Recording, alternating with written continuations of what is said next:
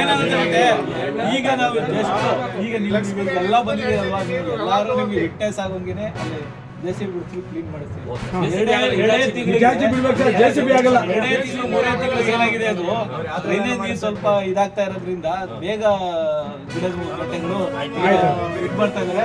Municipal ಅವ್ರಿಗೆ ನಾವು ಮನವಿ ಕೊಟ್ಟಿದ್ದೀನಿ, ನಾನು ಮಾತಾಡ್ತೀನಿ, ನೀವು ಮಾತಾಡಿ ಕ್ಲೀನ್ ಮಾಡಿಸ್ಬಿಟ್ಟು ನೀರನ್ನ ನಾನು ಲಕ್ಷ್ಮೀದೇವಿ ಅಂತದಕ್ಕೆ ಇಮಿಡಿಯೇಟ್. ಯಾರು ಮಾತಾಡ್ಬಿಡಿ ಸರ್. ನೋಡಿ ಸರ್, ನಾವು ಬಂದಿದ್ದೀವಿ ಅಂತ ಏನೋ ಒಂದು ಸಮಾಜ ವಿಷಯ ಕೊಟ್ಟು ಕಟ್ಟುವಂತ ಕೆಲಸ ಆಗ್ಬಾರ್ದು. ಇದೇನಾರ ಮುಂದುವರೆದ್ರೆ ನಮ್ದು ಉಗ್ರ ಹೋರಾಟ ಆಯ್ತದೆ, ರಸ್ತೆ ತಡೆ ಚಳುವಳಿ ಮಾಡ್ತೀವಿ. ಇಲ್ಲ, ನೀವು ಬಂದು ಹೋಗಿರೋದು ಇದೆಲ್ಲ ಒಂದು ವಿಚಾರನ ನಾನು MLA ಅವ್ರಿಗೆ ಇನ್ಫಾರ್ಮ್ ಮಾಡ್ತೀನಿ. ಈ ರೀತಿ ಇದೆ ಅಧಿಕಾರಿಗಳಿಗೆಲ್ಲ ಮಾಡಿ. ಮೊದಲು ಚಾನಲ್ ಕ್ಲೀನ್ ಮಾಡೋದಕ್ಕೆ ಮೊದಲು ಚಾನಲ್ ಕ್ಲೀನ್ ಮಾಡಿ ಏರಿ ಒಳ್ಳೆ ಏರಿಗಳೆಲ್ಲ ಹೊರಟಾಯ್ತಲ್ಲ.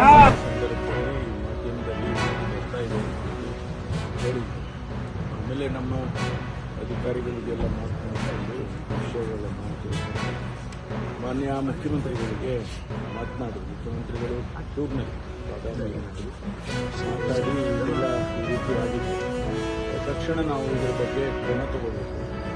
ಇಂಥದ್ದನ್ನೆಲ್ಲ ಇಲಾಖೆಯಲ್ಲಿ ನಡೆಯೋದಕ್ಕೆ ಬಿಡಬಾರ್ದು. ಆ ಕಾರಣಕ್ಕೂ ಅವರು ಎಷ್ಟೇ ದೊಡ್ಡವರಿರಲಿ, ಹಿರಿಯವರಿರಲಿ, ಯಾರೇ ಇರಲಿ ಅಂತೇಳಿ ಹೇಳಿದ್ಮೇಲೆ ಅವರು ಕೂಡ ಸೂಚನೆ ಕೊಟ್ಟು ಇಮಿಡಿಯೇಟಾಗಿ ಅವರಿಗೆ ಸಸ್ಪೆಂಡ್ ಮಾಡಿ ಎನ್ಕ್ವೈರಿ ಮಾಡಿ, ಆಮೇಲೆ ಅವರಿಗೆ ಏನು ಹೇಳಿಕೆ ಕೊಟ್ಟಿದ್ದಾರೆ ಅದು ಸುಳ್ಳು ಅಂಥದ್ದೇನಾದ್ರು ಇದ್ದರೆ ಅದೇ ಆನಂತರ ನೋಡೋಣ. ಆದರೆ ಮೇಲ್ನೋಟಕ್ಕೆ ಇದು ಕಾಣಿಸ್ತಾ ಇರೋದ್ರಿಂದ ಅದನ್ನು ಇದು ಯಾರಿಗೂ ಗೌರವ ತರೋದಿಲ್ಲ ಅಂತ ಹೇಳಿ ಹೇಳಿದ್ಮೇಲೆ ಸಸ್ಪೆಂಡ್ ಮಾಡಿ ಮುಂದೆ ಎನ್ಕ್ವೈರಿ ಆಗುತ್ತೆ.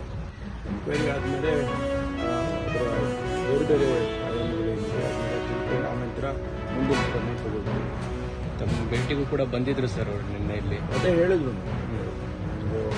ಮಲಗಿದ್ದೆ ಅಲ್ಲ, ಬಂದಿದ್ರಂತೆ.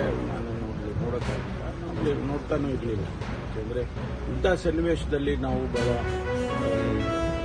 ಅದಕ್ಕೋಸ್ಕರ ನಾವು ಅಷ್ಟೇ ಅಲ್ಲ, ಅರೆಸ್ಟ್ ಆಗಬೇಕು ಅಂತ ಬಿಜೆಪಿ ಒತ್ತಡ. ಅವ್ರು ಅರೆಸ್ಟ್ ಮಾಡಿ ಅವ್ರನ್ನ, ಯಾಕಂತಂದರೆ ಬೇರೆ ಬೇರೆ ಪ್ರಕರಣದಲ್ಲಿ ಹಾಗೆ ಮಾಡಿದ್ರಿ, ಈ ಪೊಲೀಸ್ ಪ್ರಕರಣದಲ್ಲಿ ಅದು ಮುಂದಿಂದು ಕ್ರಮ ಬೇರೆ. ಮುಂದೆ ತನಿಖೆ ಆದಮೇಲೆ ಏನು ಬೇಕಾದರೂ ಆಗ್ಬೋದು, ಅವರು ಡಿಸ್ಮಿಸ್ಸು ಆಗ್ಬೋದು.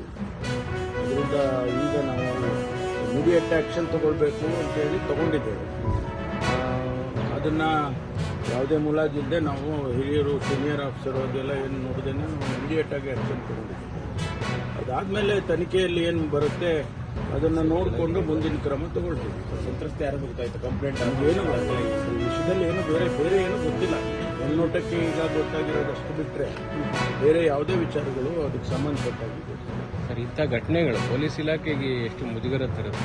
ಖಂಡಿತವಾಗಿ ಪೊಲೀಸ್ ಇಲಾಖೆ ಒಂದೆಲ್ಲ ಯಾವ ಇಲಾಖೆನಲ್ಲಾದರೂ ಕೂಡ ಅದು ಯಾರು ಅದನ್ನು ಒಪ್ಕೊಳ್ಳೋದು. ಅದರಿಂದ ಅದಕ್ಕಾಗಿ ನಾವು ಇಮಿಡಿಯೇಟಾಗಿ ಆ್ಯಕ್ಷನ್ ತಗೊಂಡು. ಮುಖ್ಯಮಂತ್ರಿಗಳು ಕೂಡ ಬಹಳ ಅಪ್ಸೆಟ್ ಆಗಿದ್ದಾರೆ ಸರ್ ಈ ಘಟನೆ ಬಗ್ಗೆ. ಮುಖ್ಯಮಂತ್ರಿಗಳು ಆಗಿದ್ದಾರೆ, ನಾನು ಆಗಿದ್ದೆ. ಯಾಕೆಂದರೆ ಇದು ನಮ್ಮ ಇಲಾಖೆ ಆದದ್ರಿಂದ ನಮಗೂ ಕೂಡ ಇದು ಸರಿ ಕಾಣಿಸೋದಿಲ್ಲ. ಸರಿಗಾಗಿ ಥ್ಯಾಂಕ್ ಯು.